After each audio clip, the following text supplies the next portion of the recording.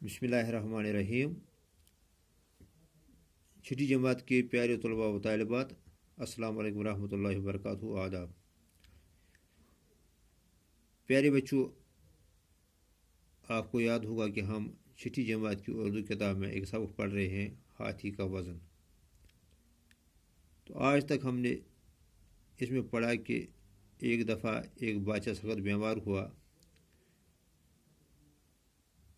اس کے جینے کی آس باقی نہ رہی، تو اس نے یہ منت مانگی کہ اگر خدا نے اسے صحت عطا فرمائی تو اس کے نام پر ہاتھی کے وزن کے برابر روپیہ توڑ کر بھوکے ننگے فقیروں میں بانٹ دے گا۔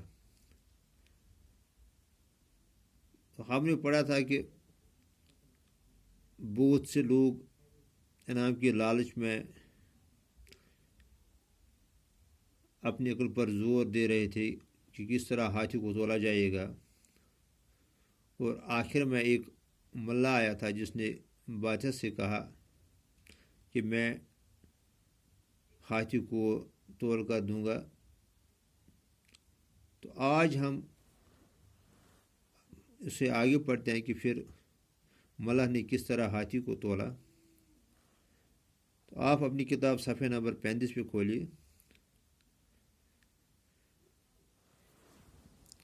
یہ سن کر بادشاہ بہت خوش ہوا، وزیر کو ہاتھی اور روپیہ ملا کے ساتھ کر دینے کا حکم دیا۔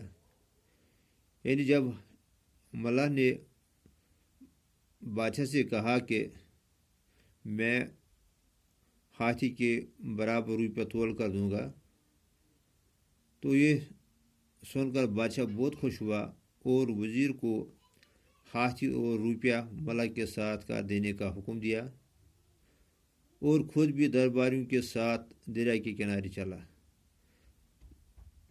درباری کہتے ہیں دربار سے متعلق، جیسے آج کل پارلیمنٹ ہوتا ہے، وہاں وزیر اعظم کے ساتھ دوسرے وزراء ہوتے ہیں، اسی طرح پرانے زمانے میں جب بادشاہ ہوا کرتا تھا تو اس کے جو وزیر وغیرہ تھے ان کو درباری کہتے تھے۔ تو بادشاہ خود بھی درباریوں کے ساتھ دریا کی طرف چلا۔ شہر میں یہ بات مشہور ہو گئی، اس لیے بہت سے تماشائی بھی دریا کی طرف روانہ ہوئے۔ تماشائی کہتے ہیں تماشا دیکھنے والے کو۔ تو یہ خبر شہر میں مشہور ہو گئی، اس لیے بہت سے لوگ تماشا دیکھنے کے لیے دریا کی طرف روانہ ہوئے۔ جب بادشاہ، درباری اور عام لوگ وہاں پہنچ گئے تو ملاح نے ایک ناؤ کو کنارے کے قریب لا کر کھڑا کیا۔ تو جب سب لوگ دریا کے کنارے پہنچے تو ملاح نے ناؤ دریا کے کنارے کے قریب کھڑا کیا۔ ہاتھی کو اس پر سوار کیا گیا۔ ہاتھی کے بوجھ سے ناؤ کا کچھ حصہ پانی میں ڈوب گیا۔ یعنی جب ہاتھی کو ناؤ میں رکھا گیا اور ناؤ کو دریا میں ڈال دیا گیا تو ہاتھی کی وزن کی وجہ سے ناؤ کا کچھ حصہ پانی میں ڈوب گیا۔ جہاں تک ناؤ پانی میں ڈوبی تھی وہاں ملاح نے نشان لگا دیا اور عرض کی حضور ہاتھی کا وزن اتنا ہے۔ اب ہاتھی کے وزن کے برابر روپے تولنے کے لیے ناؤ کو اس نشان تک پانی میں ڈبو دیا جائے۔ تو ملاح نے بادشاہ سے کہا کہ اب ناؤ میں روپیہ بھر دیا جائے اور تب تک روپیے اس ناؤ میں ڈالا جائے جب تک یہ ناؤ اس نشان تک ڈوب جائے گی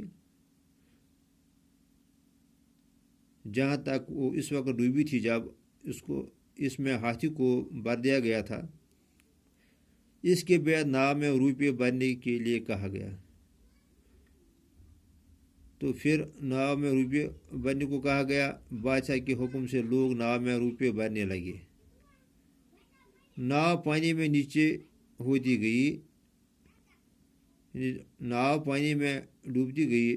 جب نشان تک ناؤ ڈوب گئی تو ملاح نے کہا بس اب ہاتھی کے وزن کے برابر روپیوں کا وزن ہو گیا۔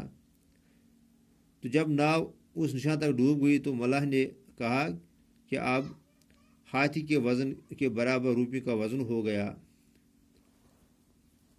بادشاہ اور درباری ملا کی اس تدبیر سے خوش ہوئے اور اس کی عقل کی داد دی۔ تو عقل کی داد دینا یعنی عقل کی تعریف کرنا۔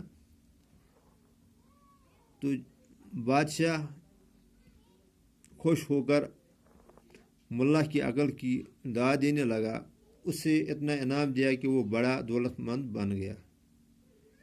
بادشاہ نے ناؤ میں بھرے ہوئے روپے یتیموں، بیواؤں، محتاجوں اور مسکینوں میں تقسیم کروائے۔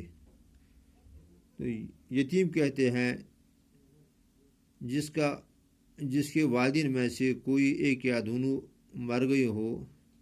تو بیوہ کہتے ہیں اس عورت کو جس کا خاوند مر گیا ہوگا، اور محتاج کہتے ہیں ضرورت مند کو، مسکین کہتے ہیں غریب کو، مفلس کو۔ تو بادشاہ نے جو نظر کے پیسے تھے وہ یتیموں، بیواؤں، محتاجوں اور مسکینوں میں بانٹ دیے۔ تو اس طرح ایک کہانی مکمل ہوتی ہے۔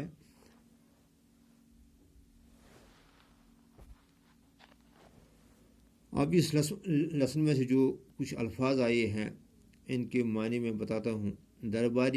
دربار سے متعلق شخص، تماشائی، تماشا دیکھنے والا، یتیم جس کے والدین میں سے ایک یا دونوں مر گئے ہوں، محتاج ضرورت مند، بیوہ وہ عورت جس کا شوہر مر گیا ہو، مسکین غریب مفلس۔